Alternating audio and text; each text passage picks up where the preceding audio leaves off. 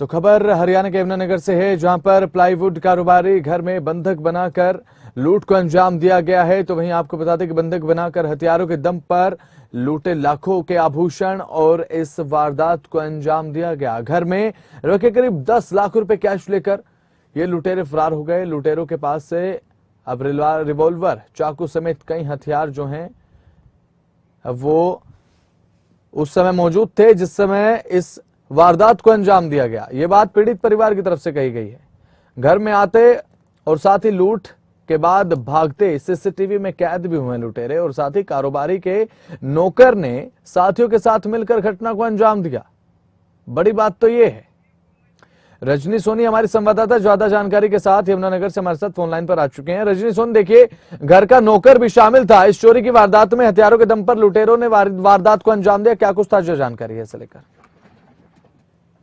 बिल्कुल, ये जो वारदात हुई है और लूट को जो जिस प्रकार से अंजाम दिया गया है, ये घर का नौकर ही है जिसने अपने 3 साथियों के साथ मिलकर इस वारदात को अंजाम दिया है।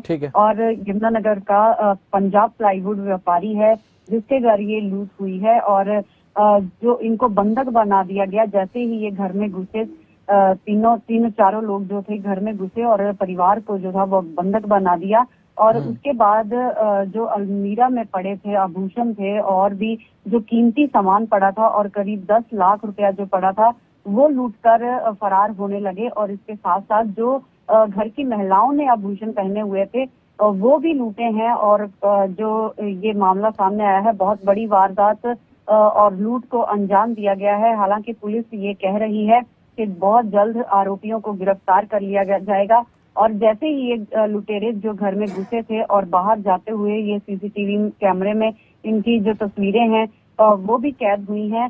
लेकिन बड़ी बात यही है कि घर का नौकर जो था वो पिछले काफी समय से जो था इस घर में परिवार के साथ रह रहा था, यहाँ पर काम कर रहा था। और उसके बाद उसने ये 3 अपने साथियों के साथ मिलकर योजना बनाई और कल जो है देर रात इस वारदात को अंजाम दिया। फिलहाल पुलिस जो है सभी एंगल से जो तफ्तीश कर रही है और पुलिस दावा कर रही है कि बहुत जल्द इन आरोपियों को गिरफ्तार कर लिया जाएगा।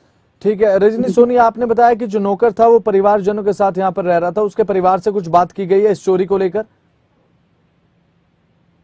देखिए, परिवार से जैसे पुलिस बातचीत कर रही है और उन्होंने अभी तो यही बताया है कि नौकर पिछले काफी लंबे समय से काम कर रहा था और परिवार का कहीं ना कहीं विश्वास पात्र भी था।